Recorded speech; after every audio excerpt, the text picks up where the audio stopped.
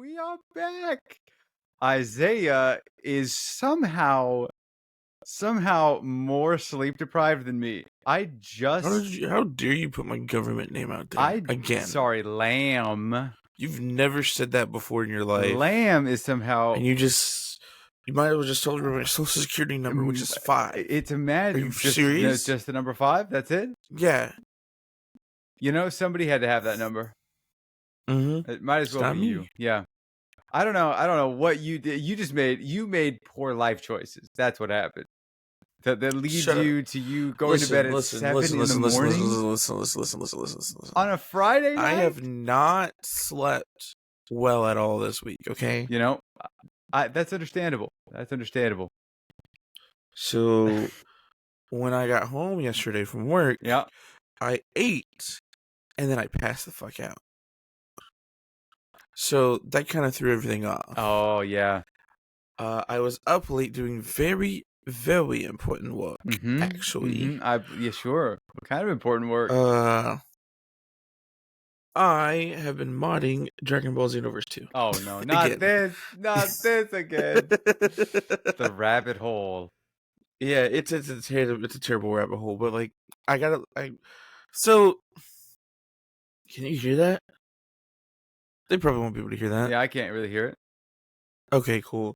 Yeah, they're, for some reason, they have the landscapers here on a Saturday. Okay. Which they usually come during the week, I thought. But I guess they're here today. So there's people just outside with lawnmowers and weed whackers. Just going crazy. Wow, okay. Oh, is that what they're doing right now outside? Yeah, but if you can't hear it, then it's probably fine. Nice. I think your mic is a little spicy right now. It's a little hot. Oh, hold on. Maybe I'm too close to it. Could be. Hello. There you go. That's fine. Well, unlike you, I'm wearing glasses today. Unlike you, I did. Yeah, I see that. I can see the computer screen. Yeah, I actually did get some good sleep, surprisingly. Mm-hmm. Now, yeah, you had a. Oh, I've had a whole adventure of a week. It has been chaos. It has been the best of times. It's been the most chaotic of times. I have traveled to New Mexico and back in a week. We drove up on Saturday. No, we drove up on Sunday. The adventure started on Saturday, though. I'm pretty sure I could probably talk for this entire. Are you live? Are you insta-living this right now? No. They wouldn't even be able to hear anything because the sound's all on my headphones. That's a good point. So you're just. I'm sending my Snapchat streaks. Oh, I see. Yeah, he's already tapped out of my New Mexico conversation. So listen, I'll speak directly to you, audience. In my defense, screw you. Let me send my streaks real quick. I gotta let everybody know that I'm being actively productive. Yep. Actually, before you go off on your tangents, my tangents, my odyssey of information that I'm about to river dump. I got nothing to talk about. That's fine. That's what New Mexico exists for. You know, actually, it's kind of related. I want to go to New Mexico. It's a great spot. And Chanel, we've talked about going, taking a road trip over there because they have really good nature spots. And we just feel like New Mexico would be very pretty to go see. It is, and it's not too far from where we are, type B. True. So it's a solid 11-hour drive, at least from Austin. I imagine it's probably a little bit less from the Dallas area, but. You know, probably maybe a 8 or 9 hour drive then. Something like that. Well, I guess depending on where in New Mexico we're going. True. We were sort of on the northern side. We were up near Los Alamos area, Taos, and just kind of that northern section. I'll never forget. The Alamo. No. If you're not from Texas, you don't understand. Different spot. You know that what they taught us in Texas about the Alamo is, like most history in the world, very doctored. Sure. It is written by the winners. Yeah. I haven't done much research into it, but apparently the Alamo wasn't just about getting Texas. It was also had to deal with slavery. Nice. Well, that would make sense. Yeah. So, who's really the victor here? Not my people. We are. We are, because we're sitting here right now talking about it. Free Americans. Oh, okay. This will be my last thing before you begin your story of Odysseus. Mm-hmm. So I was at work, like, because I gotta get paid somehow. Sure, And I naturally. was Yeah. working. I was in somebody's apartment. I was just there to do something really quick. Yep.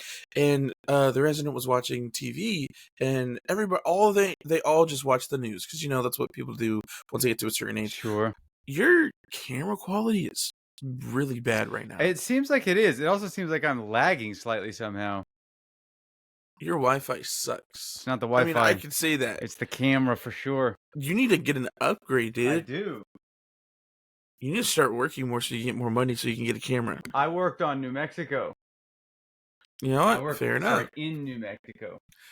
Oh, well, he tries to get his quality up because we don't want to sit here and look at a camera from 2005 while he tries to tell a story. No, it was news, and it was about the first person who got the Neuralink transplant thing. Yeah. And he was like fully paralyzed from war or something because he was a veteran, and he was fully paralyzed. And then after he got the Neuralink, he's fully, I don't know how capable he is, but he's capable of moving again. And I wasn't paying attention because I was working, but the resident was telling me that he basically just has to use his brain to move. So instead of it being like an automatic thing, like how I'm moving right now, I'm just moving, apparently he kind of has to tell his body to move, right? And his body does. Which I thought was really crazy because technology, first of all, is insane. Yes, it is. If you really think about it. That's a little better. Look at this guy. Nope, still bad. Oh, you look so pasty too. I know, it's this light. For those who don't know, John, he doesn't go outside too much. I do. So that's not true. Well, okay, so before he used to not go outside too much. I want you to know I did throw you under the bus. What? Why? Talking to Jacob once. Okay. Because it was field day at his school, so he came home. Obviously he was out in the sun all day. He was sunburned a little bit on some spots. Dude, did I just freeze? What is going on? This is terrible. Something is happening. Oh, I don't know. This is bad. I feel like I went Skype in 2011. This is awful. I don't know what's going on. But yeah, so Jacob, he did field day. He's also a white man for those who don't know. Naturally. And so he got a little sunburn on his arms. He got himself a little tan. And I was like, dang, you're frozen again. Oh my god.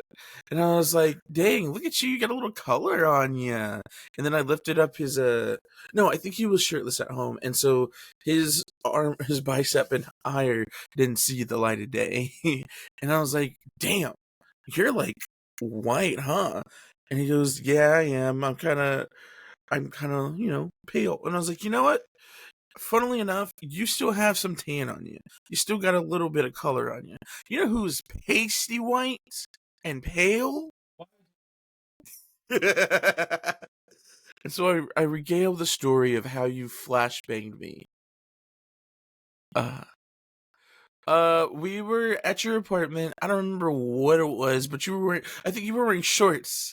After wearing pants like all winter. And I was like, good God, John, your legs are so white. Pretty much, yeah. I was like, damn, John, you're like white as hell, dude. And you're like, yeah. And I was like, wait a minute. Lift your shorts. And I made him lift his shorts past his thighs. And I've never seen anything have lack of color more in my life.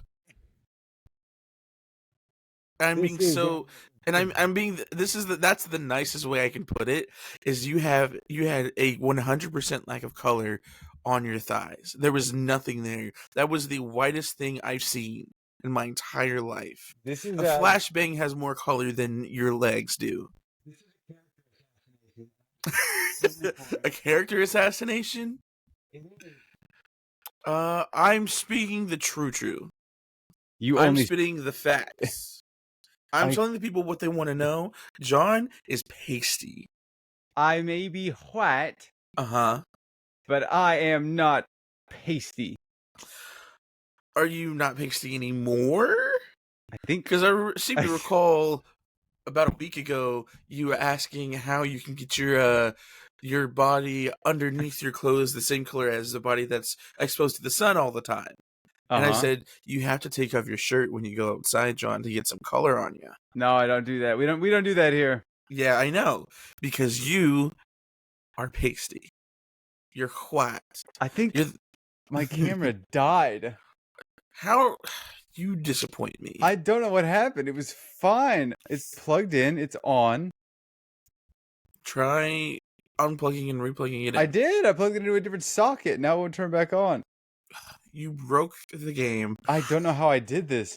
How am I supposed to deliver my cool speech if I can't even show you? We're only 11 minutes in. If you want, we could try to restart. It's too late for that. It's far too late for that. Is this going to be an audio only, or is it? There's just even my pretty much the whole time. I mean, we could steal like a photograph. I could take a photo. I could send it in the group chat. This is scuffed. I don't understand what happened. Edit that then. No. Yeah, because we have to edit it for both the Spotify and the YouTube if we're going to do that. Listen, we can do an audio only episode, and then we can explain it in the description. That's kind of my job. Could be. That way, we don't have to go through the extra work of actually editing this. And then also, they don't have to see the travesty that is your camera quality that slowly freezes, lags, and then shuts down. Yeah. Yeah. I think this thing has died.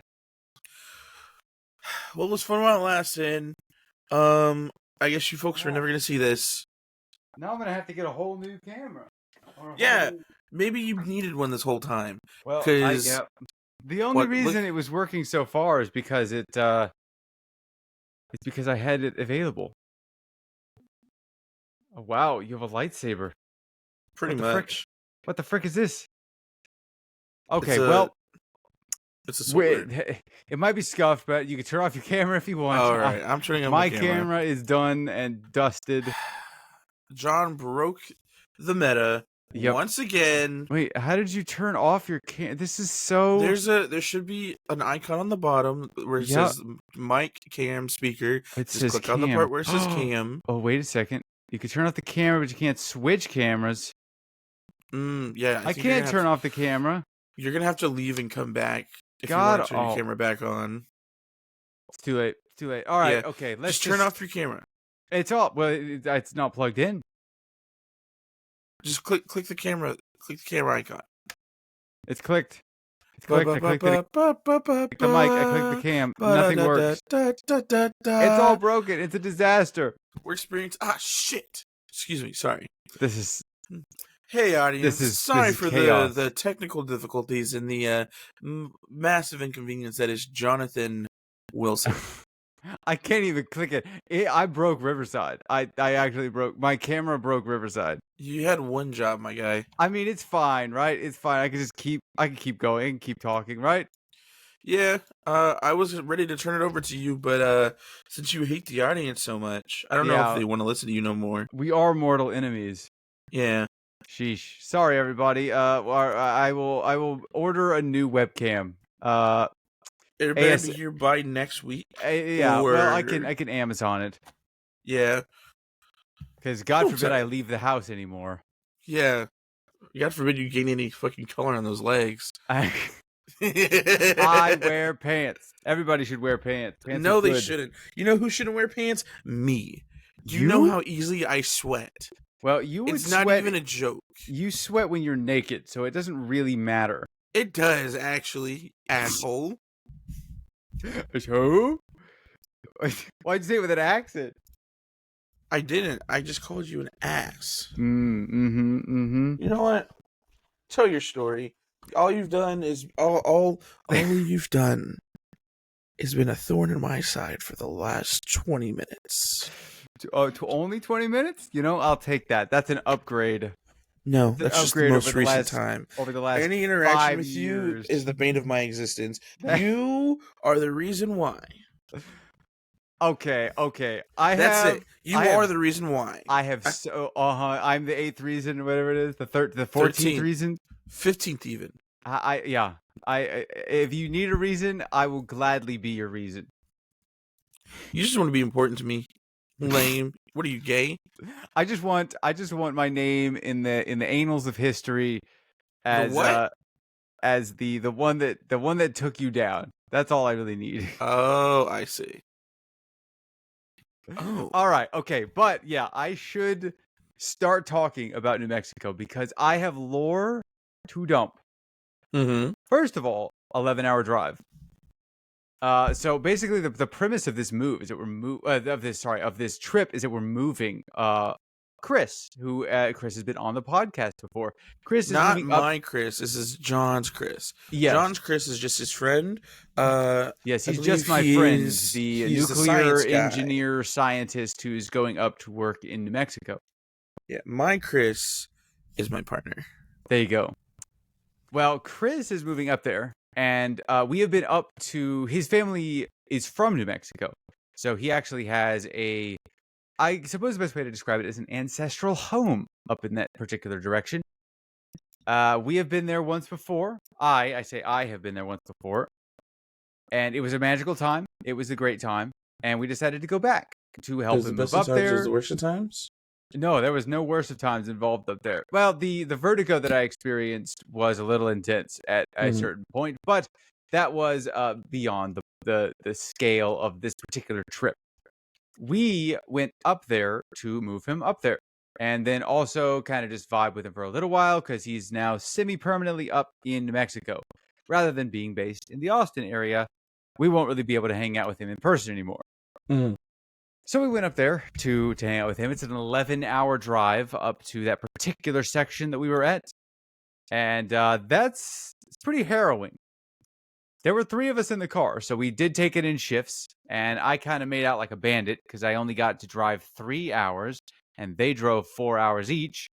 Mm-hmm. So I got to kind of vibe in the back, got lucky, did some work via internet satellite connection with my phone.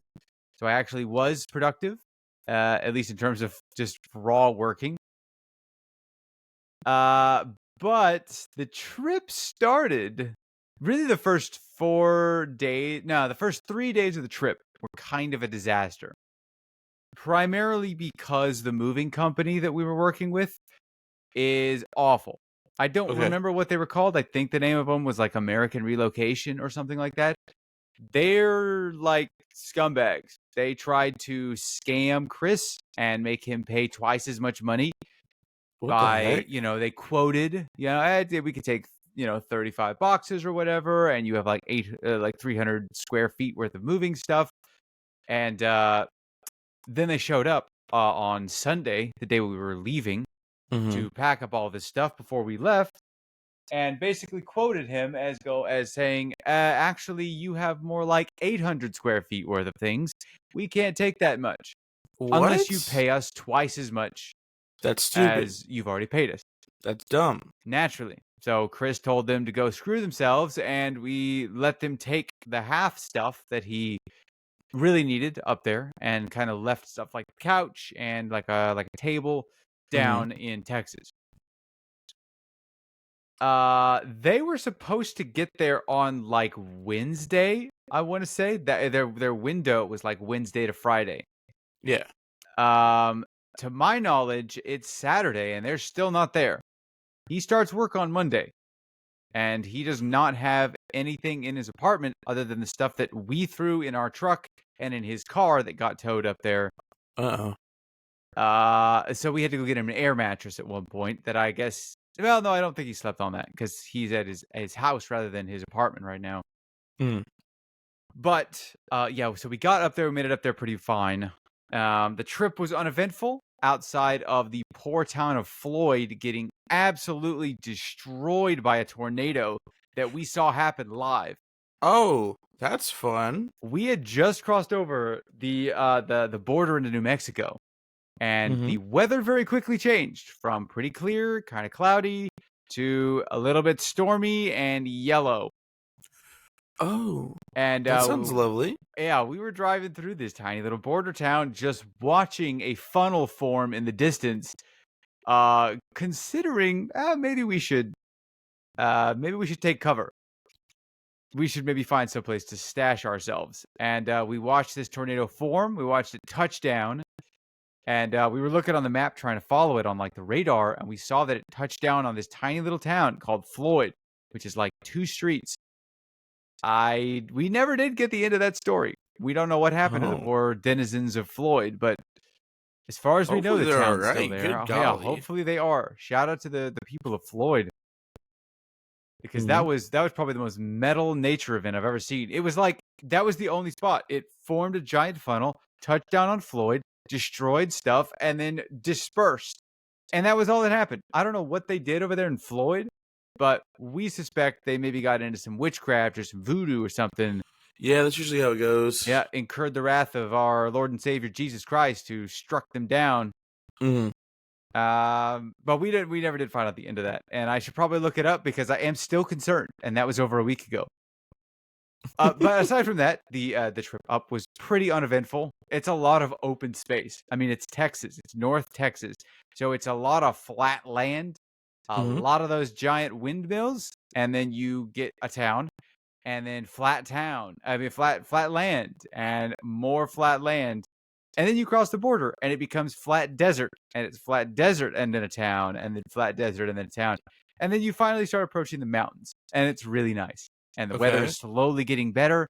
It was lovely up there. I Mm. understand that down here in Texas, there was hail and lightning Oh, and that's when that destruction. was? Oh, yeah. Yep. No, Yep. some towns got, like, destroyed, dude. Yeah. We got to avoid all of that. Although we did get hailed on at one point.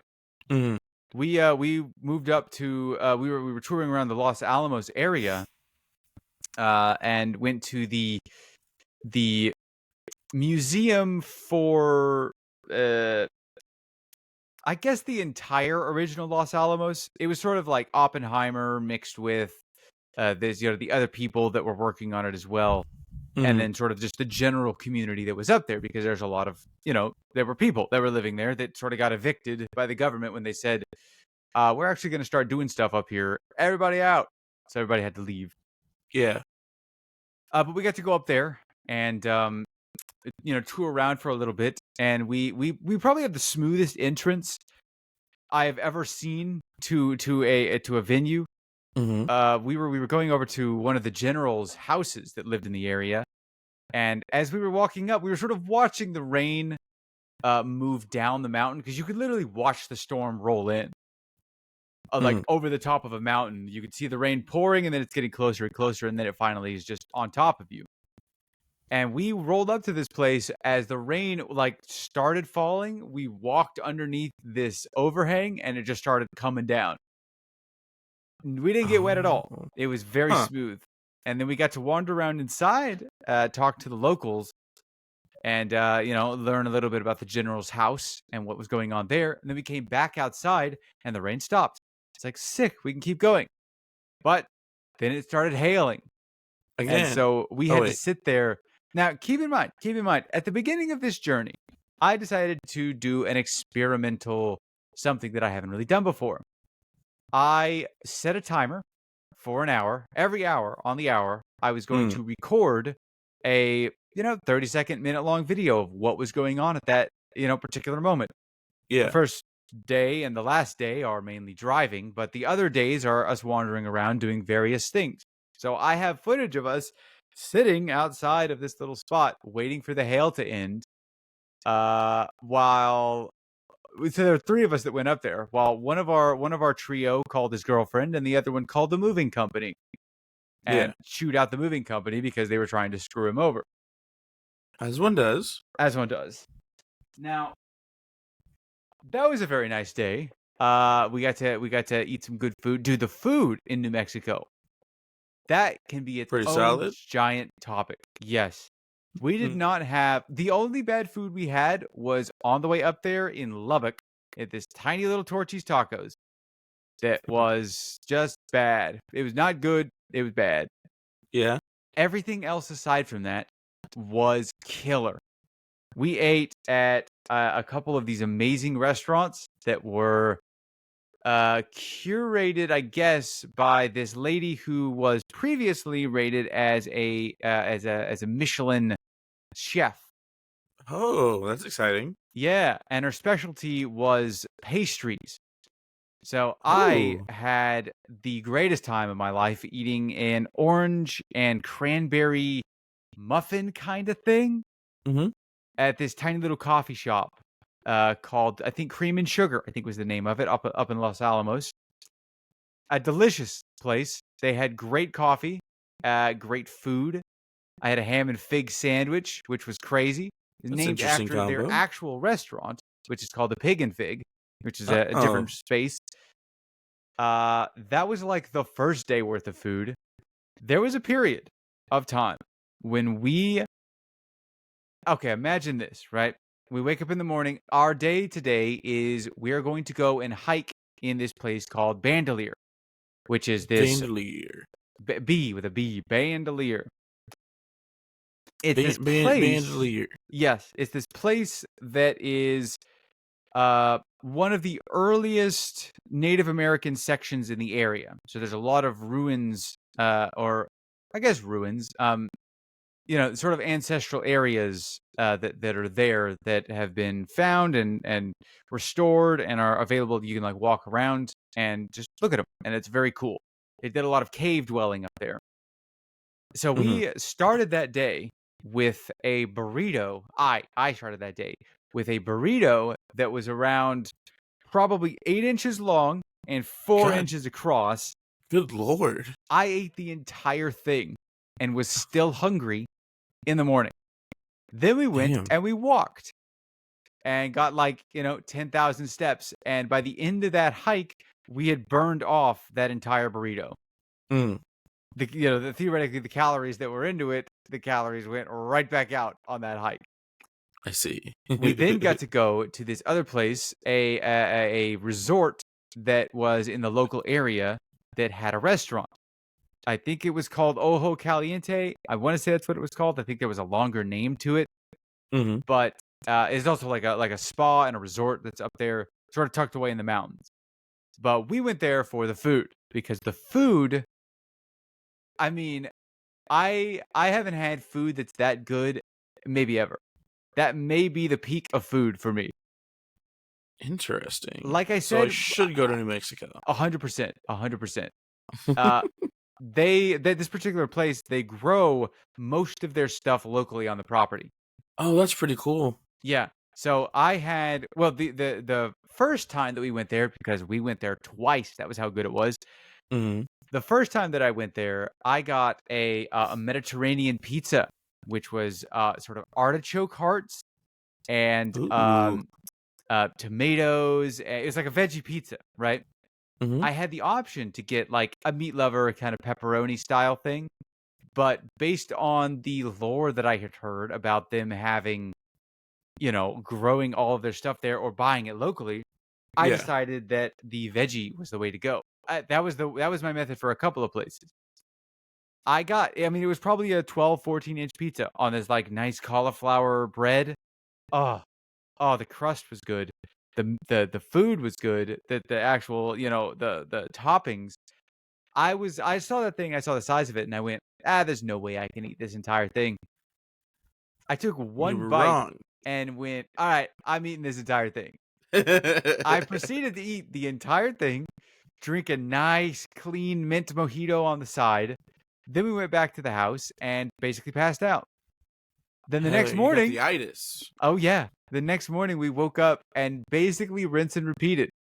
Instead of going to Bandelier, we went into town and did some various sort of errands, getting ready for Chris moving, into his apartment, and us just kind of touring around at some of the local cool spots. And stopped by this really great, they called it a food truck, but it clearly can't move. It had like skirting boards on the bottom of it, so it was pretty locked into its place. And I don't blame them for being locked into that place because they were hopping. That place was packed with people. We got to go in there and get another burrito. This was a lunch burrito rather than a breakfast burrito. Oh, not the lunch burrito. I'm on the food tangent right now. So unlike Austin is a very taco heavy city. People like tacos. Up in New Mexico, they're big on burritos. Burritos. Okay. I am a burrito maniac. I love burritos more than I love tacos. Mm-hmm. I don't know what it is about the delivery system. I just like the bigger version of the food rather than, 4 smaller versions of the food. Maybe that's what it is. Mm-hmm. But this was one of the greatest burritos I've ever had. It was like cooked super fresh on the spot, and I got it with this nice strawberry sort of cream milk boba tea thing that came at the truck. It was an amazing meal. And then, just like the day before, we kind of screwed around for a little while and went to a couple of local spots that we were recommended to go to. Some nice bars, some nice various shopping places. We went and toured the square over at Taos, which was great. And then we did sort of the main, what I would, I guess, consider maybe the main event. Oh, no, wait, I can't skip that. At Taos, I put a budget for my stuff that I wanted to buy there, right? Like, what do you call it?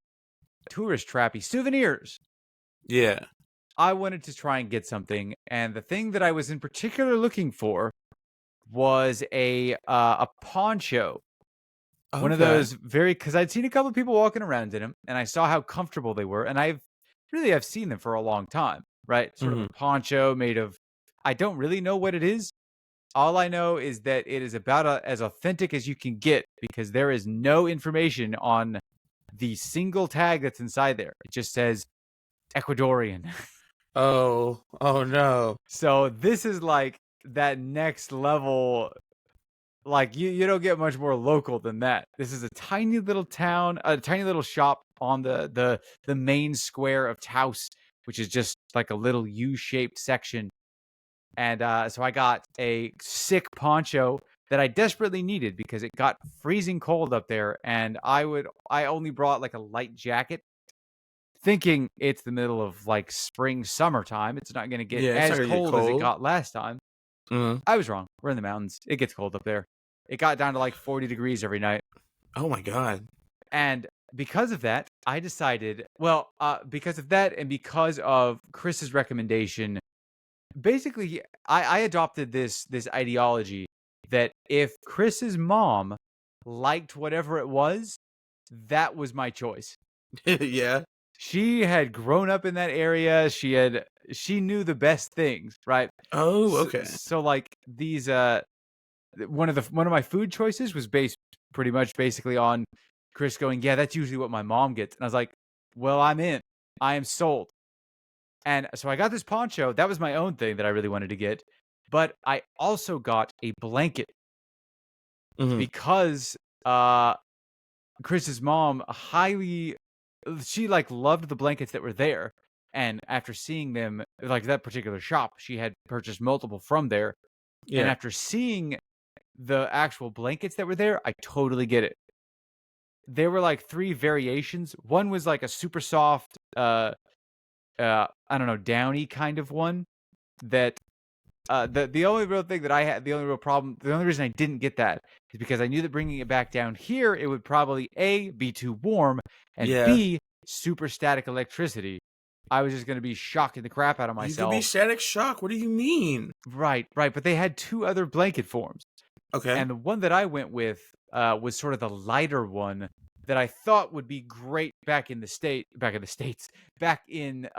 Texas, because of how it was sort of lighter and the hemming was nice. It looks awesome. I mean, you have to imagine sort of those cool poncho designs, right? They're very almost tie-dye, trippy kind of in nature. Yeah. The poncho that I got is like this gold and red. Man, I wish I had my camera now. I could actually show it. Well, that'd be so nice. I'd have to go run out to grab it because it's a ways away. Next time, I'll be sure to bring it next time when I have my cool new camera. Yes, I will. I promise. All right. But I got that and a blanket. And I am so excited because I got to use the blanket for the last 3 days that we were there. It's so comfy. I mean, the poncho is super comfy, and it's pretty breathable.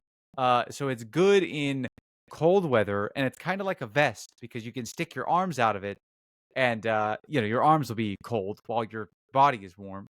Mm. So that was very comfortable. It's got a little hood as well. We spent that final night, not last night, but 2 nights ago. We spent the final night. Oh, I skipped. I skipped a section of the story. The probably my favorite hike that we did was immediately outside of the town that we were staying in. Yeah. There was just a mountain range. I mean, we were sort of in the mountains, and where we were at was sort of, it's very unregulated. I mean, we were just kind of, if you imagine camping in kind of like a national forest, we were right on a national forest. So we basically just were able to walk out of the house, make a left turn to the end of the road, and then we were in trees and mountain, and That's just really started, cool. yeah, and just started climbing. We set like an hour-long timer, and I have footage of all of this that I'm going to be editing together. Yeah. So keep your eyes peeled for the doc that is hopefully going to be coming out soon. My eyes are in fact peeled. That's great. We started hiking up this mountain, set like an hour-long timer, and just started walking up. And saw a couple of different. We were very concerned because there are bears and like mountain lions out there, and we were literally in the wilderness. Granted, 15 minutes out of town, but we were in basically the wilderness hiking up this mountain. And I have the stats for this because I set my little fitness tracker to determine what the actual hiking stats were. And we climbed 1,000 feet. We elevated 1,000 feet, walked around 15,000 steps to the top of this mountain, got all the way up there. We didn't make it all the way to the top, but the only reason that we didn't is because it took us long enough to get up to the top that we figured we needed to head back. Otherwise, we would be walking back in the dark. And we did not want to walk back in the dark. But we made it up to probably the second peak of just one of the maybe 15 mountains that were around us. Got all the way up to the top, took some photos up there, brought out the drone and got some footage of the surrounding area. As one does. Then the wind set in like crazy, almost blew the drone away, and we decided to go back down. I mean, I don't know if I should maybe be setting the scene better for this hike, right? Imagine walking through just like trees, grass. There's no path. We were adventure traveling over the land, just kind of heading up that way. We found some nice walking sticks that we just, found, just sticks on the ground that we broke into the right shape and then used them to climb up the mountain. At one point, we encountered a ranger trail that went all the way around through the mountains and popped out at a town probably 20 miles away that we like tracked it through the through like maps. Got onto that for a little while to get some easy altitude gain, but at a certain point we had to take a hard left because the trail started going to the right, and we were like, well, our mountain range is right here to the left, so we had to step out of that and climb up probably 80-degree 70, 80, somewhere in that range terrain that was super shifty and very like rocky and whatnot until we got up higher to where we were basically bouldering. There's like giant rocks up there, right? And we're like climbing up the giant rock and then jumping from one rock to the next rock and trying to keep our balance across this as we're climbing up to the top of this peak. And we finally get up to the top, and it's, oh, dude, I want to camp up there. I want to take like an actual tent because there's a nice little clearing at the top of this that I imagine you could probably hunker down there and see. You would be so elevated that all of the stars that we were able to see down in the town, we would be able to see even better from the top of the mountain, unobstructed, like 360-degree around us. Or I guess 180, probably 180-degree. That sounds cool. Yeah. And then we hiked back down and made it with 10 minutes to spare before darkness fell. I feel like that'd be scary. walking down in the dark for sure. Yeah. I am still recovering. I don't know what it is about my right lower leg, not the thigh, the lower leg area has been increasingly sore for the past 3 days. It's finally starting to wear down. Mhm. But that happened because, I mean, we hiked Bandelier, and I was like, okay, leg's kind of sore. Then we did that, and it was, okay, leg is crazy sore. And then the last day, I was limping around going, this is unbelievably sore, and only on the right side. I don't know what happened. I don't know why I was walking the way I was walking, but that's how it worked. Chris injured, I think he didn't twist his ankle, but he did injure his ankle while we were on that. So we were How? both like, What are you guys doing? what you mean? You just take one like footfall in One front small of you, step for man? and the rocks shift, and your foot kind of gives a little bit. Mm-hmm. You do that for an hour, and it's like, yeah, you are injured. You know what? Fair enough. It's like exactly what happens with the those overland. I mean, I had seen a couple of those, adventure travel shows where they dump you in the wilderness, and they're like, all right, you and 5 other teams are gonna race to get to the end of this. Most of the people got taken out because they twisted an ankle. Yeah. They like stepped in a gopher hole, and that was the end of their journey. And 100% that would have happened to us if we had walked down in the dark, because it was rocky. It was rocky at the top, it was rocky in the middle, it was rocky at the bottom. But we finally got back, and then went back down to that same place that I got that pizza at, and got a oh gosh, what was it called? It was a spaghetti kind of thing with like this nice blackened shrimp on it. And yeah, delicious pasta. It was amazing. We inhaled our food, went back to the house, and passed out.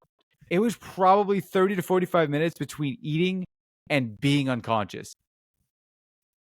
It was like we were that exhausted, and it was literally inhale the food, still be hungry, and then go back to the house, pass out. They gave us some nice tiramisu that we were going to eat, and then decided that we physically couldn't fit any more food, so we put that on the shelf and waited for the next day. As one does. Yep. And our final day, which was, as of right now, 2 days ago, was we were going to go up and do a sort of a final hike in this area called the Caldera, but we couldn't actually get up to the Caldera without going through the military base. And we decided that it wasn't worth the hassle of going through the military base in order to get up there, only to find out later that there is a side road. Like, we were looking on the map trying to figure out where we could possibly go. On the map, the only way that we could get up there was by going around the mountain to Albuquerque or Santa Fe and approaching from that direction. We found out later from a local, but we were like hanging out at a bar getting a drink, and we were like talking to the bartender, and she said that there was a side path that we literally drove past a turnoff, and then the next turnoff was the military base, and then it was down the mountain. So we're like, well, we can't go that way because that just seems to go back into town, and the next way is onto the military base, which seems to be the proper way to get up there. And that was how the website was suggesting we get through there, was going up to the military base. And all of us, I mean, none of us had IDs, not IDs, passes to get onto the base. I, having been on a couple of military bases, suggested it's probably like you got to sign up for a day pass. Yeah. But that's such a hassle. It's like an hour-long process to get that done, just to get access, just to drive through the base. We found out, and so we opted not to do that and just kind of hung out and vibed for a little while. Found out from the bartender that we could have just gone onto the base by showing our IDs and, proving that we're loyal American citizens. They'd let us through. No. Or we could have just taken the first turn off, which would just get us around the base a slightly longer way, and also have gotten us up there. So in hindsight, we could have done the Caldera, but by the time we found that out, it was kind of too late to make that, because it's like an hour drive up to the top of the mountains. Yeah. And it wasn't really a hike, we found out. It was sort of a drive to a location, get out, and then short walk, then see what's going on, and then come back. Yeah. So it was less of a hike. It would have been a cool view, but we also couldn't have used the drone up there because it is restricted airspace. Yeah, I don't want to get in trouble with that. Exactly. Yeah, that was our problem at a couple of places. We couldn't do that at Bandelier either because it was also restricted airspace due to being National Geographic. Yeah, it's a national park, and I don't think they like. Colton is the one that knows drone law, so we were just like, yeah, whatever you say. That was sort of the end of that trip, and then we got to sit out back on the porch and watch the sunset, having consumed steak and pineapple, some nice Sprite tea. I don't know where that happened, but that's something that we got. Yeah. And yeah, we got to sit out back and, chat away the night. Crashed out and then packed up and left the next morning. And basically we left at 10. We got back at 11. We gain an hour going, or you gain an hour going to New Mexico, you lose an hour coming back. So we left at 10 and we arrived at 11. So that was like it was a 12-hour drive, maybe 13-hour. Then got into the house, passed out. Well, took a shower, I guess. Passed out. Then drove. Then set out like an 8-hour alarm so that I could make this happen right now. Mm-hmm. And woke up, drove back. So it was sleeping for around 8 hours, driving for around 13 hours, sleeping for another 8 hours, and then I drove for like an hour, and now I'm here. That sounds like a bit of a journey. It was crazy. Yeah. I see why this is your odyssey. It was a whole journey. To my knowledge, also, the movers have not arrived. They were supposed to give a 48-hour heads up. Wait. So we're still waiting for the movers? We are. We thought for half of his stuff? Oh, yeah. Well, for all of his everything. He has basically like what we took up there, which was like a box of clothes and some like odds and ends, some guitars and stuff that, needed to be protected during the move, like his computer. But the rest of his just belongings are on a truck in who knows where. We don't know where it is. We can't even really get in contact with the people because the first time we called, Chris chewed him out because the lady was like, well, he was trying to explain the situation of your people, you estimated this, your people changed the estimation and demanded more money. What can we do anything about this? Like, can I get a refund? What do we do here? And the lady was like, no, we can't do anything. And so he was like, all right, screw you, woman. And we were out. Call him again a little while later, like I think the next day. Got a different, customer service person. And was like, hey, where is the stuff? Today is like the first day they're supposed to be here. We're just checking in. What's going on?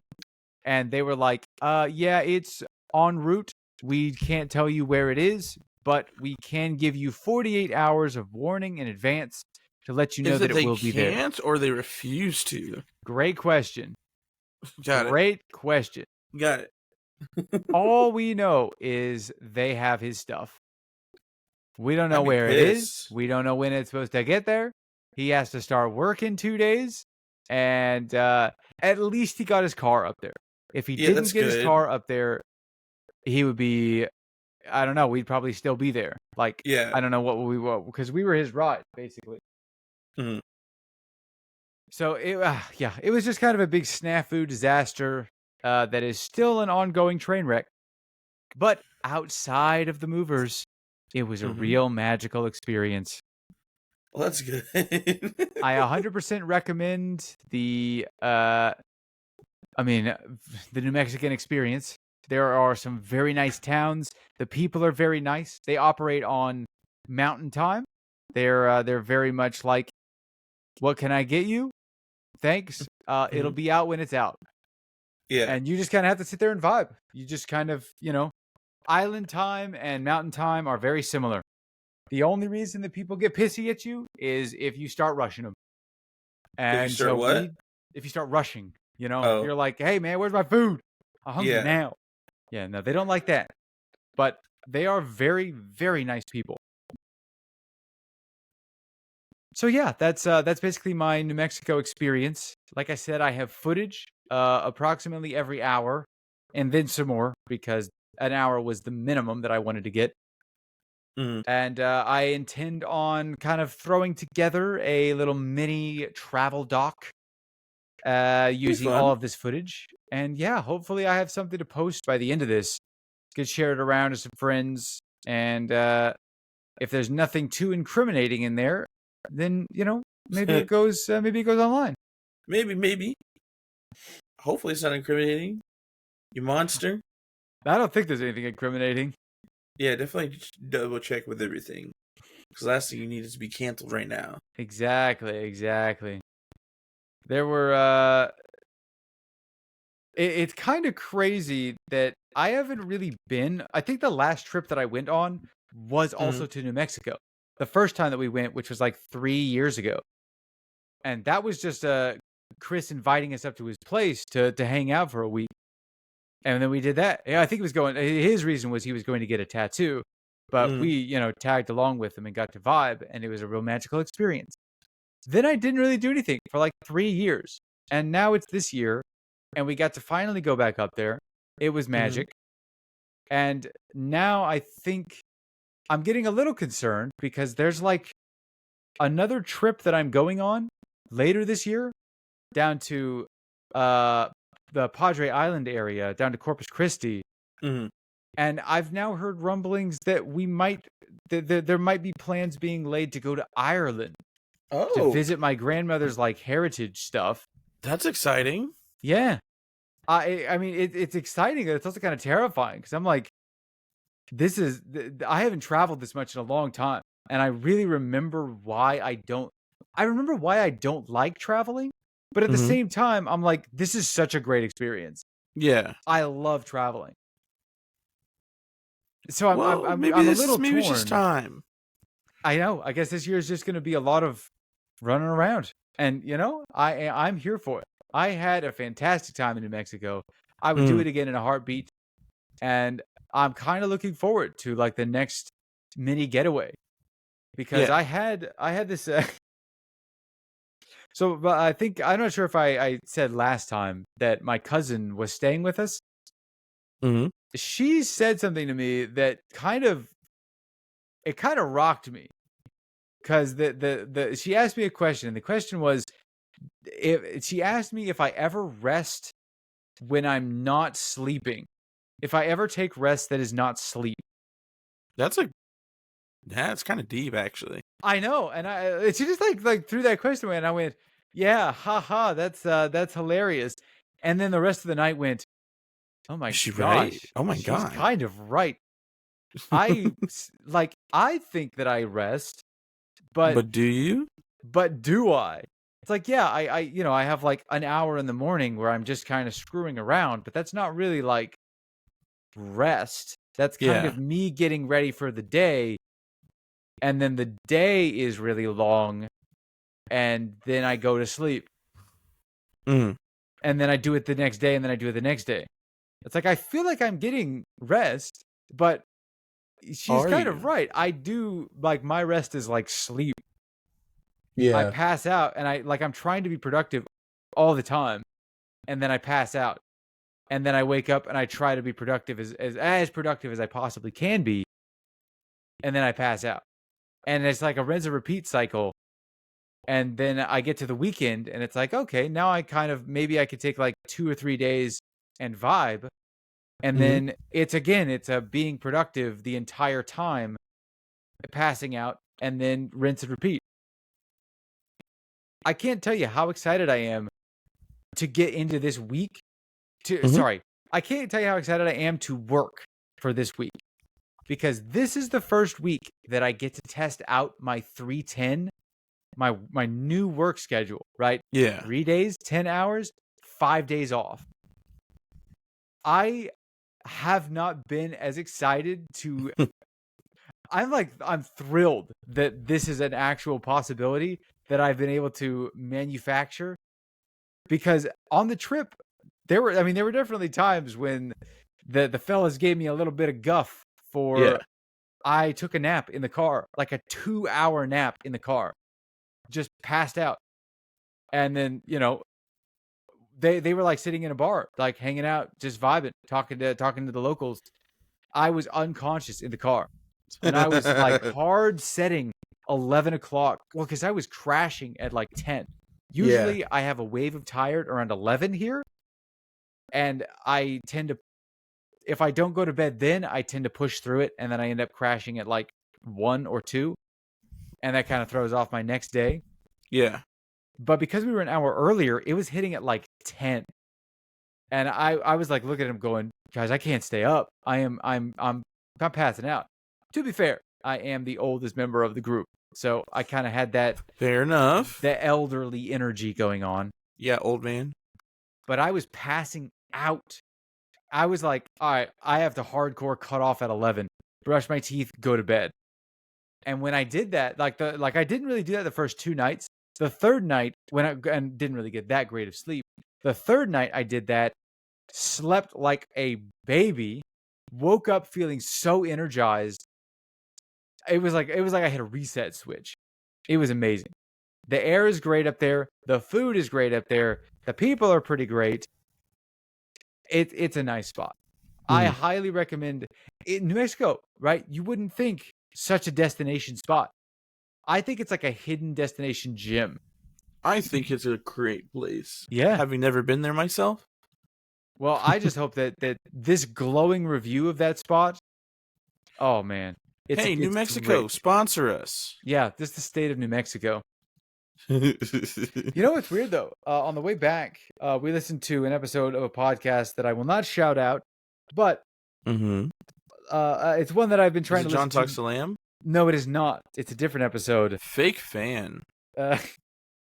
I'm there for the recording. I don't need to listen back to it. But this episode that we were listening to, that I just randomly pulled up because it was one of their more famous ones, and I wanted to listen to it.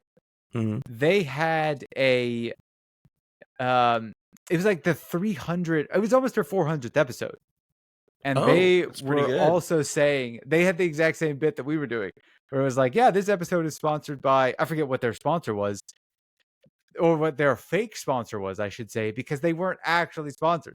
They're like, one of these days we're going to get a sponsor. And I looked at the episode number and I was like, you guys are almost to episode 400 and you don't have a sponsor? Granted, they record like, I don't know how many times a week, probably twice a week. Yeah. But still, to get to almost 400, that was like, 5 years, I don't even know how long, that they had just been recording. So it made me feel better about us not having any sponsors. Well, of course we don't have any sponsors. We barely have a following. Hey, we have we now have a content backlog. Yeah. That I feel I am proud of and I like. No, I love the growth that we've made. Yeah. Also, have we, put in any effort to get sponsors? Because if not, that's also doesn't help. Yeah, maybe I should research that, figure out how to actually get sponsors. Next season, we're gonna get at least one sponsor. I think that's a good goal to set. Yep. Well, that's pretty much my New Mexico trip. I'm very excited to get to go back. I wish Chris the best up there. I'm looking forward to talking to him because I think we're still on for game night on our usual times. But there's another thing that. So Chris is he was our like starter, right? If we ever wanted to do something, he was sort of the one that was like get everything in. Yeah, started. He was like, all right, we are all going to get together and get drinks, go get dinner, and catch up. Like once a month or whatever. Now he isn't around for that, so we're trying to figure out who that falls to. And the theory that I have set upon right now is that I want to create a schedule for a year, right? Once a month, I'm going to assign one person. I'm going to take January. Every third, because our group is now kind of 3 people, every third month, I'm going to try and schedule something. Yeah. And then every third That's month, smart. Colton is going to try and schedule something. Every third month, Gavin's going to try and schedule something. Mm-hmm. So you guys just switch off. And we just switch off, and that something can be, let's get together and get dinner and drinks. Or we're going to schedule a hike somewhere around the Austin area. There's a lot of interesting hiking spots. We could go, all meet up, so kind of set off early in the morning and then hike that and then come back and, dinner and a movie at the end or whatever. Just once a month, because that's a really, where we kind of we live further apart than it's easier to just go and get drinks, just be like, hey, let's go get dinner. Yeah, well, for me to go and for all of us to get together, that's like 2 45-minute drives for at least two of us to get to each other. Then we just kind of have to, there's no real spots in the middle because it's kind of wilderness. Yeah. So yeah, that'll be cool. That'll be pretty fun though. I'm hoping that'll be interesting. I really feel like I rekindled my love of hiking that I guess have denied for a very long time. Because hiking up that mountain, I was just going, this is just like when I was a kid, when I was in the Boy Scouts. We go walking around. Back when I was in the Scouts. Yeah. It's kind of a magical experience. I had a great time. I would willingly do it again in a heartbeat. And considering that it is the 31st, I think next month. It is the 31st. Yeah. I can start planning for this next month. Maybe I take this next month and I find a spot that I personally want to hike. And then, send out the bat signal to the other people around here and see what happens. I think it'll be pretty cool. Yeah. I think you'll have a great time. I think so. Yeah. Well, we have hit an hour. Is there anything that you'd like to add on here? Not really. I have nothing to talk about. Really. All I did this last week was work, do a little bit of writing, and that's it. I guess, I don't know if I talked about it, but we had a little writing competition at my job. Oh, yeah. I lost. Anthony won. Oh, but it wasn't like dang, you suck. It was really just like because the prompt was write about somebody who has to give up something they love. And I think Anthony has the most compelling story. I didn't want to do like a serious or like a tragic story because I'm pretty well versed at doing those. I wanted to challenge myself, so I made a fun, like a comedic story, which you need to read. I'm going to send it to you. It's only 7 pages, a little over 7 pages, but it's about this guy who comes home. Actually, I don't want to spoil it too much. Sure, but let's just say everyone's favorite line so far has been, "I've never committed murder before," and then he unplugs the microwave. Wow. And the context of that is even funnier once you get it. Yeah, well, next time we'll have to have a review of it. Yeah. Yep. Okay, but yeah, Anthony won. His was really compelling though. It was about a guy who with his wife, and they live in a lighthouse, and he's constantly trying to keep the house upkeep the house, but he finds himself stuck in a time loop where at the end of the day he dies, or like the house or the lighthouse combusts in flames. And then he wakes up the next morning, which is still the same morning, and he's been living in that time loop for over 1,000 days. And he's got it down to a science how exactly everything is supposed to happen, but no matter what he does, things keep going to shit, and he keeps dying. And then one day he sees something out of the ordinary. He sees a little note that started being written by his wife, and he never noticed it before. And from that point, everything randomly changed. He couldn't find his wife or anything, and he's confused because she's never changed this whole time either. Not to his knowledge, at least. Yeah. And so what ends up happening is the next time that they have that loop, or at the end of that night, he goes into the bedroom, to get in bed, get ready for the next loop or whatever, and hope that this was the last time. And he dies, of course. Then the next morning, he's like, "Huh, I have this journal that's detailed everything that I need to do every single day, but not once did I ever write how beautiful my wife's smile is." And so he spends that whole day with her, and it just is a whole different experience for him. And in the end of it, she ends up offing herself, and he finds the note. And the note is basically saying, there's nothing I can do to make you love me anymore. and you've put all your effort towards this house that I feel like trying to fix this house, that there's no way we can fix this, and there's no other way I can get through to you other than this.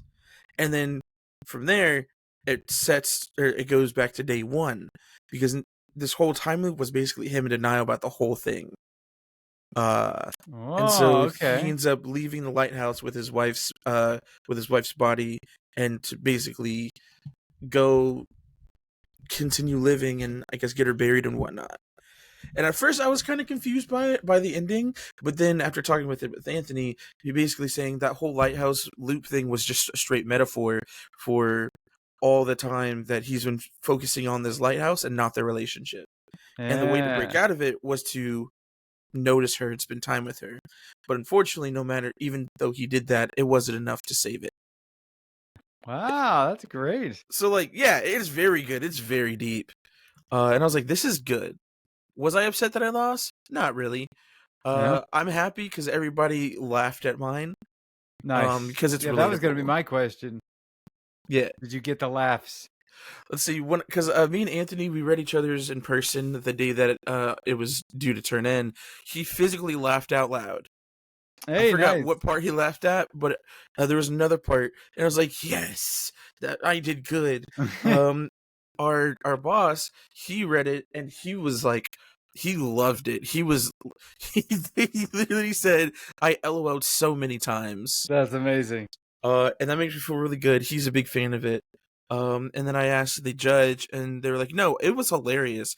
Like, it was hilarious and relatable. Like, I get this. I've been in this mindset before, or like I've been in this headspace before." Hey, and I was like, "Hell yeah, that's what I wanted to do."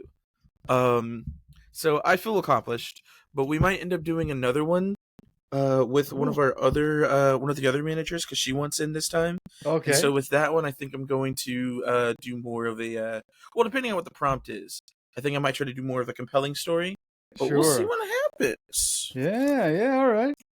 But yeah, that's my update. Sick. Outside of that, just been struggling through work.